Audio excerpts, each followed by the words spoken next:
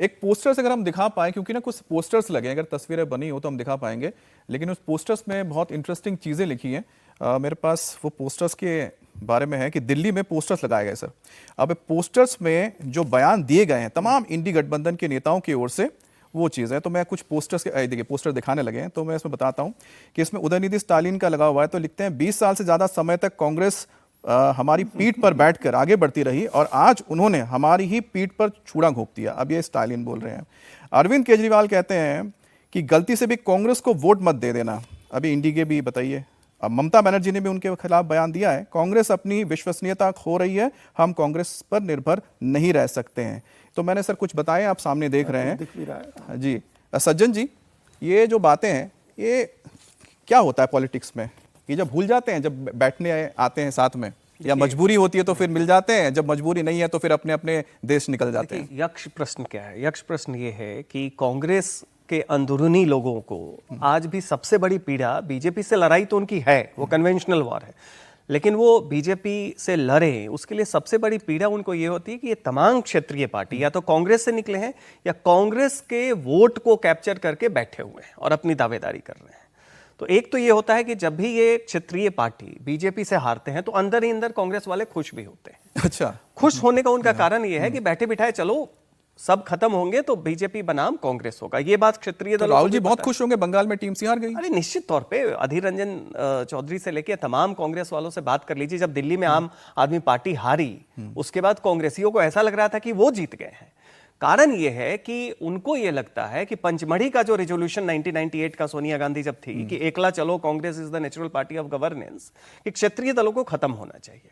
अब यहां पे सवाल है कि आपके पास कोई केमिस्ट्री नहीं है, ठीक है, और दूसरी तरफ आप चाह रहे हैं कि यहां पे बैठे भी, तो इसमें ऑप्टिक्स ज्यादा है, आउटकम कुछ नहीं होगा। आउटकम कैसे होगा? अजीत जी ने बताया अगले साल यूपी का चुनाव होने वाला है, उसमें अखिलेश और कांग्रेस साथ में आना चाहेंगे, लेकिन फिर होगा कि दलित और मुस्लिम को कैसे साधा जाए, अपने हिस्से कैसे ज्यादा लाया जाए। बिहार में देखा गया कि जो प्रभारी कांग्रेस के थे वो तेजस्वी से अंत तक नहीं मिले, और उसके बाद राजस्थान के पूर्व मुख्यमंत्री गहलोत को आके वहां पे ये अनाउंस करना पड़ा कि सीट शेयरिंग कैसे होगी। बिल्कुल उसी तरीके से पंजाब का हाल देख लीजिए।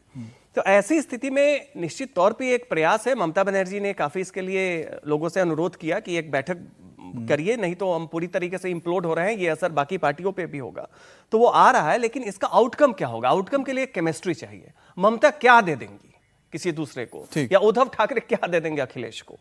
केजरीवाल नहीं भी हैं तो उससे क्या घाटा हो रहा है अखिलेश यादव को? तो वैसी स्थिति में किसी के पास कुछ लेन देन के लिए, जो होता है ना कि आप केमिस्ट्री ऐड करते हैं, मैथमेटिक्स लाते हैं अलायंस में, किसी के पास कुछ नहीं। जाहिर सी बात है कि पंजाब में जब इलेक्शन होगा, अब आम आदमी पार्टी और कांग्रेस थोड़ी ना साथ में मिलकर चुनाव लड़ेंगे, वो तो विरोध में चुनाव लड़ेंगे। केरल में भी लेफ्ट और कांग्रेस दोनों एक दूसरे के खिलाफ लड़े, एक दूसरे के ऊपर। अगर लड़ना होता तो फिर बंगाल में ही लड़ लिए होते साथ में सब मिलकर चुनाव। इनकी आपस की लड़ाई है, आपस की राजनीति है। लेकिन अभी ये जो बैठक है, इस बैठक की योजना बनी थी अप्रैल में, जो विशेष सत्र हुआ था उसके बाद। अच्छा सर, मुझे एक बता दें, उसमें एक लाइन खाली हम ऐड कर दें, उस बैठक में जो एकजुटता दिखी थी अपोजिशन की, ये फर्स्ट टाइम हुआ था कि गवर्नमेंट का बिल गिरा था। ये डिलिमिटेशन का डर तो नहीं है कि साथ में? वो भी है, लेकिन उस डिलिमिटेशन में तो सबसे ज्यादा डर जिस पार्टी को था, डीएमके को, वही नहीं आ रही है। सबसे ज्यादा डर तो उसी को था, सबसे ज्यादा तो आंदोलन उसी ने किया था, वही नहीं आ रहे हैं लोग। चलिए, अभी तो कुछ दिनों में दिख जाएगा ना कि जिस तरह से राज्यसभा चुनाव हो रहे हैं तो ये इंडी गठबंधन में कितनी एकता है। क्योंकि राज्यसभा चुनाव की अगर बात करें तो मध्य प्रदेश में राज्यसभा के चुनाव में नया पेंच फंस गया है। पहले ही अपने 2 कैंडिडेट्स का नामांकन करा चुकी बीजेपी अब अपने तीसरे कैंडिडेट को मैदान में उतार रही है। अब कांग्रेस प्रत्याशी मीनाक्षी नटराजन के सामने मध्य प्रदेश के मछुआ कल्याण बोर्ड के अध्यक्ष महेश केवट बीजेपी के कैंडिडेट होंगे। बीजेपी की इस रणनीति के बाद अब दोनों ही दलों के प्रत्याशी आज विधानसभा में पहुंचकर अपना अपना नामांकन दाखिल करेंगे। अब बीजेपी ने अपने तीसरे उम्मीदवार के नाम को लेकर कल सीएम हाउस पर करीब 1 घंटे तक हाई लेवल मीटिंग की, जिसके बाद महेश केवट का नाम सामने आया है। अब महेश केवट को उतारा जा रहा है।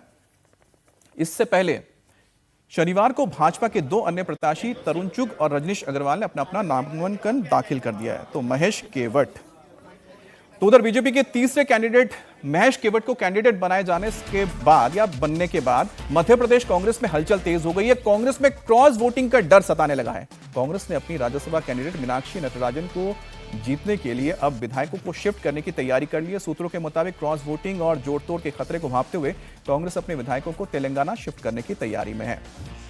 अब एक और राज्य झारखंड, जहां पर राज्यसभा की 2 सीटों पर चुनाव है। अब तक कुल मिलाकर देखा जाए तो यहां पर यह तय हुआ था कि एक कैंडिडेट यहां पर होगा जेएमएम का, एक कैंडिडेट यहां पर होने जा रहा है जो पहले ही प्रणब झा जो कांग्रेस के हैं। लेकिन यहां पर जो मामला फंस रहा है वो फंस रहा है किसको लेकर? वो फंस रहा है नंबर गेम को लेकर। नंबर गेम भी आपको बताएंगे। तो सियासी इस शतरंज का मुकाबला बनता ही जा रहा है। जादुई नंबर 28 पाने के लिए शहमात की चाल चली जा रही है। इसमें हर चाल के पीछे कई मायने तलाशे जा रहे हैं। आज जेएमएम के कैंडिडेट और पूर्व मंत्री बैद्यनाथ राम अपना नामांकन दाखिल करेंगे और इस दौरान सीएम हेमंत सोरेन उनके साथ रहेंगे। जेएमएम ने अभी तक दूसरे प्रत्याशी के नाम की घोषणा नहीं की है। मुख्यमंत्री आवास पर गठबंधन सहयोगियों की बैठक हुई है, जिसमें कांग्रेस और जेएमएम के एक एक सीट पर चुनाव लड़ने की सहमति बनी है। लेकिन यह सहमति कब तक चलेगी, अजीत जी, यही बात है, क्योंकि अब तो नाम तो बहुत सारे आ गए हैं। कुछ ऐसे जैसे कि गौरव वल्लभ का भी नाम आ गया है। बिल्कुल। हाँ, लेकिन आपको ऐसा लग रहा है कि निर्दलीय प्रत्याशी परिमल नाथवानी अगर नॉमिनेशन करते हैं तो परिमल नाथवानी जो 2 बार राज्यसभा के सदस्य रहे हैं झारखंड से, 2008 से 2020 तक झारखंड से राज्यसभा के सांसद थे, और उसके बाद वो आंध्र प्रदेश में जगन मोहन पार्टी की से सांसद हुए, तभी भी सांसद हैं आंध्र प्रदेश से। इस बार फिर वो वापस आए हैं, उन्होंने पर्चा खरीदा हुआ है, और कल उनकी बातचीत जो हुई है वो कल हेमंत सोरेन से भी मिले हैं और बीजेपी के भी कई नेताओं से उनकी बात हुई है। अच्छा, उठ के खरीद रहे हैं? नहीं, वो पहले भी बनते रहे, उनके साथ एक गुडविल है। देश की सबसे बड़ी कंपनी के साथ वो कंपनी के प्रेसिडेंट है, वो रिलायंस ग्रुप के प्रेसिडेंट है। अच्छा। तो वो अपना उनको वोट पहले भी निर्दलीय लड़ते थे, और बीजेपी, आजसू, इस तरह की पार्टियों निर्दलियों के समर्थन से वो जाते थे राज्यसभा। 2008 में गए, फिर 2014 में गए, अभी फिर वो हैं। तो उनके आने की वजह से सीन बहुत दिलचस्प हो गया वहाँ। उनका सब लोग स्वागत करते हैं, झारखंड के सारे नेता उनका स्वागत करते हैं, सब स्वागत करते हैं। तो अभी काफी लोग उनका स्वागत कर रहे हैं। तो वो अगर नॉमिनेशन भरते हैं, फिर प्रणब झा का क्या होगा? फिर प्रणब झा के लिए बहुत बड़ी चुनौती हो जाएगी, क्योंकि भारतीय जनता पार्टी का जो एनडीए है उसके पास 24 एमएलए हैं, और एक जो झारखंड लोकतांत्रिक मोर्चा के एमएलए हैं जयराम महतो, उनको माना जा रहा है कि वो एनडीए के साथ जाएंगे। तो 25 हो गए। अगर मतलब नहीं जाते हैं तो परिमल नाथवानी के साथ जरूर जाएंगे, तो 25 3 बचे, तो 3 बचे, 3 ही वोट मैनेज करना है। तो क्या कांग्रेस के जो कैंडिडेट हैं प्रणब झा, उनको सारे 28 वोट मैनेज करेंगे, उनको अपनी पार्टी के भी 16 वोट मैनेज करने होंगे। ये नहीं होगा कि यहां से राहुल गांधी कह देंगे और 16 लोग उनको वोट दे देंगे।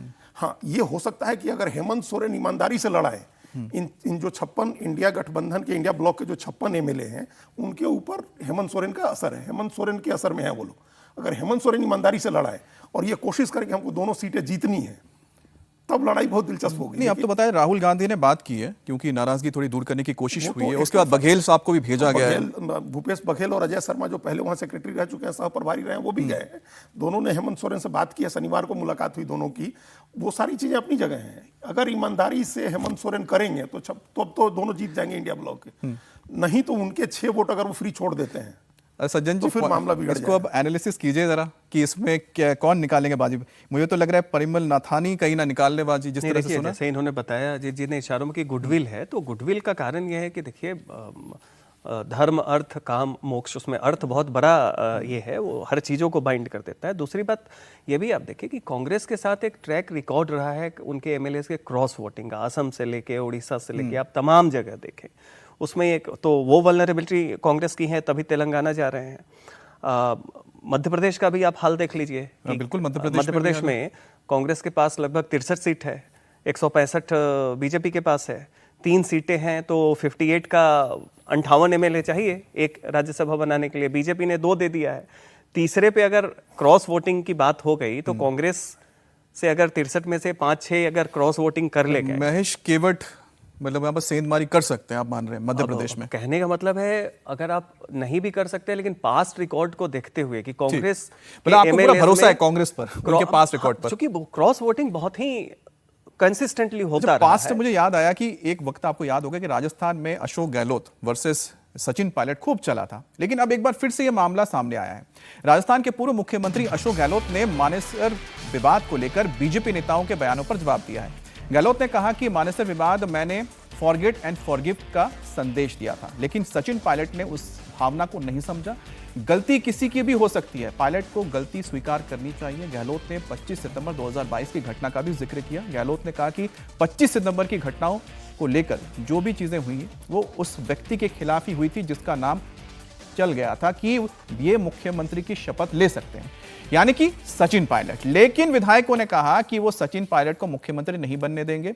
साथ ही बीजेपी ये आरोप लगाती है कि गहलोत ने राजस्थान के सीएम बनने के लिए कांग्रेस अध्यक्ष पद को ठुकरा दिया था। इस पर गहलोत ने कहा कि वो पार्टी अध्यक्ष बनने के लिए तैयार थे, लेकिन तभी राजस्थान पर्यवेक्षक पहुंच गए और चीजें बदल गईं। 25 सितंबर की घटना जो हुई है वो उस व्यक्ति के खिलाफ भी हुई थी जिसका नाम चल गया था कि मुख्यमंत्री शपथ ले सकते हैं, पायलट साहब। इनके खुद के लोगों ने चला दिया। ऐसा माहौल बन गया कि 100 लोग इकट्ठे हो गए तो भाई अगर नया मुख्यमंत्री बने, अशोक गहलोत जा रहा अध्यक्ष बनने के लिए, नया मुख्यमंत्री बने वो हम जो ने लॉयल्टी दिखाई हाईकमान के साथ, हम होटलों में बंद रहे हैं, लॉयल्टी दिखाई हाईकमान साथ रहे, हम लोग सरकार बचाई। हम मेरे किसी को भी, हम में 100 लोग मेरे किसी को मुख्यमंत्री पद दे बता दी, हमें मंजूर है। पर पायलट साहब मंजूर नहीं होंगे क्योंकि वो तो ले जाने वालों में थे मानेसर। पायलट साहब भी कोई, उनको सच्चाई स्वीकार करनी चाहिए। गलती इंसान से होती है, गलती इंसान से होती है, मैं भी कर सकता हूँ। उन्होंने गलती कर दी, स्वीकार करना चाहिए। मैंने बाहर निकलते जैसलमेर के होटल से जब तय हो गया ये लोग भी आ रहे हैं, आते ही मैंने बाहर कि आप लोगों को स्टेटमेंट दिया फॉरगेट एंड फॉरगिव। अगर मेरी भावना सचिन पायलट समझ जाते होते वो भी फॉरगेट एंड फॉरगिव करते। मैंने उसकी ये नहीं कहा कि मेरी गलती नहीं थी, उसकी गलती थी। मैंने कहा फॉरगेट एंड फॉरगिव मतलब जितनी गलती हमने करी आपस के अंदर